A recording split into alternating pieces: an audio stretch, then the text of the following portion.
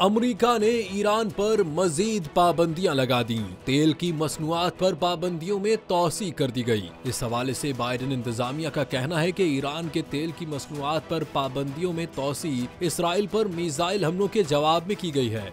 America ने मुत्तहदा अरब इमारात, Liberia, Hong Kong और दीगर ममालिक से वाबस्ता कंपनियों पर भी पाबंदियां आयद की हैं, जो मुबैना तौर पर एशिया की मार्केट में फरोख्त के लिए खरीदारों तक पहुंचाती हैं। हुक्काम का मजीद कहना है कि ईरान की नेशनल ऑयल कंपनी की पेट्रोकेमिकल मसनूआत की तरसील पर पाबंदी होगी। इसके अलावा सूरीनाम, इंडिया, मलेशिया और हांगकांग में मौजूद कंपनियों के नेटवर्क पर भी पाबंदियां आयद की हैं, जो मुबैना तौर पर ईरान से पेट्रोलियम और पेट्रोलियम मसनूआत की तरसील और फरोख्त के इंतजामात करती हैं।